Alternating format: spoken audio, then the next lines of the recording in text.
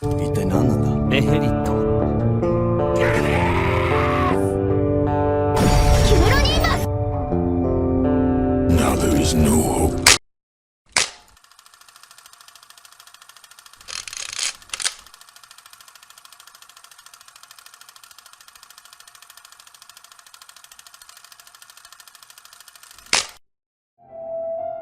Sean bienvenidos a un nuevo video. Hoy hablaremos del último capítulo del volumen 3 de la novela ligera, el cual pertenece cronológicamente a la primera parte de la primera temporada de la adaptación animada. Si bien este episodio no se animó a pesar de que el anime haya cubierto los primeros 6 volúmenes de las novelas en su primera temporada, es natural pensar que en este caso particular puede que lo estén reservando para la segunda temporada, en la cual, al volver a contar con el personaje de Sylphiet, estos eventos ocuparían un lugar de manera más natural en cuanto al flujo de la narrativa de cara a los espectadores del anime. Así que hoy me centraré en el capítulo titulado La princesa de Asura y el ángel. Cabe destacar que si bien en el formato manga hemos visto capítulos omitidos por el anime, yo únicamente me centraré en la novela ligera, aunque usaré algunas imágenes del manga para acompañar. Una vez dicho eso, comencemos. El capítulo comienza arrojando un par de datos interesantes, como el hecho de que Ars, la capital del reino de Asura, es la ciudad más grande y más poblada de todo el mundo, y en el centro de la misma se encuentra el castillo más importante de todos, el famoso Palacio de Plata, residencia de la familia real, y también, no menos importante, la hermosa arquitectura del palacio guardaba en su interior un auténtico nido de víboras, un sitio en el cual las conspiraciones nunca cesaban y donde cualquiera podía ser traicionado en cualquier momento. Definitivamente el peor lugar al que uno podría llamar hogar. Añadiendo a lo dicho, la calamidad de teletransportación tuvo un gran impacto en la dirección de estas guerras internas, sobre todo porque significó el involucramiento de Sylphiet con Ariel y la realeza, y por extensión Rudius y otros personajes que allí, donde ponían pie, alteraban el curso de todo. Esto nos lo insinúa el mismo autor, porque literalmente dice: esta es la historia de cómo esos eventos fueron puestos en marcha. La princesa Ariel Anemoy Asura se encontraba en los jardines Lily, donde existían solo flores blancas y su favorito personal, un sitio el cual visitaba una vez cada 3 días para tomar el té, acompañada únicamente de su caballero Luke Notos Greyrat, un Casanova de rango intermedio en el estilo del dios del filo, y su mago Derrick Redbat, de rango avanzado y graduado en el ilustre Instituto de Magia de Asura. Ariel era la segunda princesa del reino de Asura y había heredado su hermosura y cabello dorado de parte de su madre la reina consorte, y de su padre se decía había heredado una voz de sin igual atractivo. Su carisma se conocía como uno sin parangón, y a pesar de no haber cumplido la mayoría de edad para los estándares de aquel mundo, ya todos en Ars la comentaban como la princesa más hermosa que había existido en la historia. Sin embargo, mientras que Derrick se mantuvo en silencio, Luke y Ariel sostenían una conversación inapropiada. Básicamente hablaban de los atributos de la maid que Luke había conquistado y llevado a la cama hacía poco tiempo. Al caballero le gustaba cierto tipo de pezones y a la princesa otros, y sus argumentos podían llegar a ser acalorados. Realmente se tomaban ese tipo de intercambios de manera algo seria. Quien viera la elegancia y porte de aquellos dos desde la distancia, jamás se imaginarían que sus pláticas no eran tan elegantes. Sin ir más lejos, Luke había logrado convencer a Ariel al grado en que la princesa se dijo a sí misma que entonces valdría la pena llevar a dicha maid a su alcoba real por la noche. El nombre de la maid era Sarisha, para el que tenga curiosidad. Para ilustrarlos de forma más concreta, en palabras del autor, cito: desde hacía un buen tiempo, Luke y Ariel habían estado depredando de manera indiscriminada a las maids del palacio e hijas de nobles de rango medio.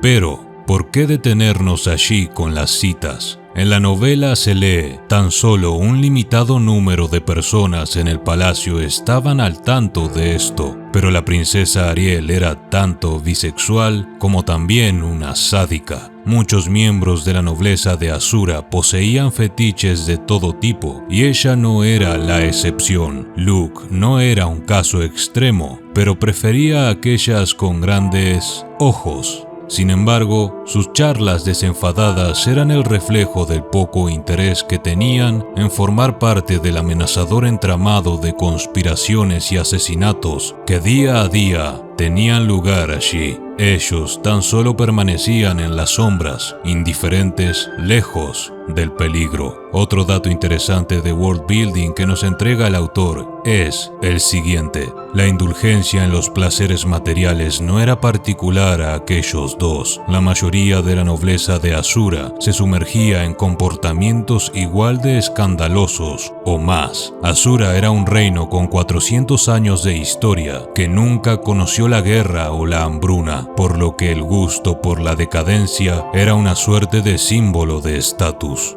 Derrick era alguien distinto, sin embargo, sereno y respetuoso. No solía formar parte de las charlas de semejante naturaleza. Sin embargo, era distinto también en otro sentido. A pesar de que Ariel le dejara claro que no quería saber nada sobre el trono, él insistía una y otra vez en que creía que ella podía lograrlo, soltando en más de una ocasión que lucharía por proteger su vida. La princesa solía callarlo. No quería que alguien le oyera y pensara que de verdad consideraba pelear por la corona y mandaran asesinos para acabar con su vida. Además, no creía que su mago se sacrificaría por ella en una guerra de sucesión, y esto lo dijo en voz alta. El mago Derrick solía obedecer, pero jamás cambiaba de parecer, ya que creía firmemente que si Asura seguía por el mismo camino, podrida hasta la médula, las cosas no terminarían bien. Actualmente Asura se había estancado, apenas si conseguía progresar algo en los campos mágicos y tecnológicos, pero rápidamente estaba siendo dejada atrás en esas cuestiones por otros reinos, y algún día ninguna cordillera montañosa podría protegerla de una invasión con tecnología avanzada capaz de destruir sus defensas naturales. Era cuestión de tiempo, un siglo, 50 años. Derrick no lo sabía con exactitud,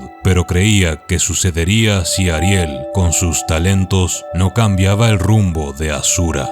Fue justo cuando estaba en el baño que Derrick oyó por lo bajo una conversación. Parecía ser que a pesar de los esfuerzos de Ariel por pasar desapercibida, su hermano el príncipe Gravel la veía como una amenaza por el gran apoyo que conseguía de forma natural de parte del pueblo, ya que muchos la querían. Ariel sería asesinada en un par de días. Fue justo cuando Derrick se dirigió al jardín, lleno de ansiedad, con la intención de informar a Ariel que una imagen inesperada lo dejó boquiabierto. Más allá de las flores, de entre los árboles, una gigantesca bestia emergió. Era un jabalí exterminador. ¿Cómo demonios había llegado allí? Era un intento de asesinato. Derrick jamás podría llegar a saber la verdad, pero lo cierto era que aquella criatura había sido teletransportada allí por la calamidad de teletransportación de Fitoa. Derrick advirtió a la princesa y Luke, quienes apenas pudieron esquivarlo arrojándose a los lados, y al interponerse entre la princesa y el jabalí, miró a Luke y le dijo que le dejaba el resto a él. El mago sabía que no tenía tiempo de recitar un encantamiento. Todo lo que podía hacer para proteger a la princesa era sacrificarse a sí mismo, usando su cuerpo de escudo. Él salió volando hasta estrellarse contra una pared tras recibir el golpe del jabalí. Múltiples órganos fueron destruidos, junto a muchos huesos. Pudo sentir su espina partirse ante el impacto, y mientras observaba, moribundo, cómo Luke desenvainaba y se lanzaba a la bestia, Ariel corrió hacia él. Haciendo un esfuerzo, le dijo a la princesa que corriera, que no había forma de curarlo de esas heridas y que, contrario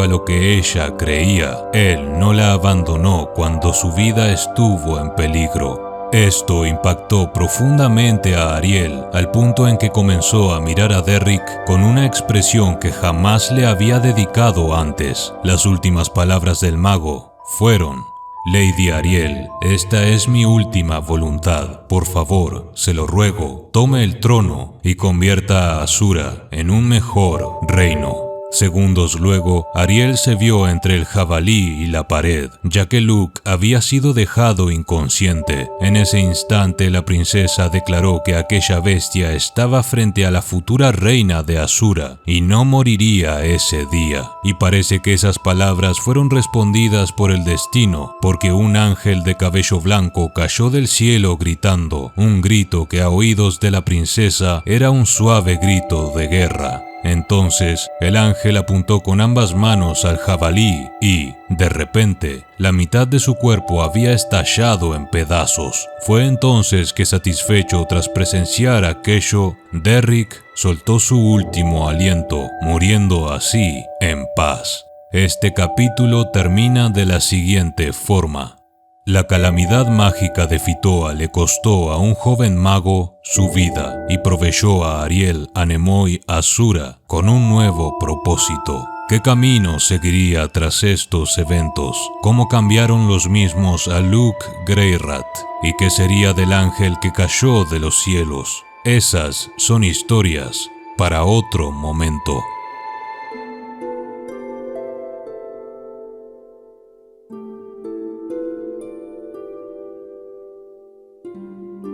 Cabe destacar que para quien leyera la novela sin haber leído el manga ni supiera nada del futuro de la obra, podía perfectamente continuar con el volumen 4 sin saber que aquel ángel de cabello blanco se trataba de Sylphiet.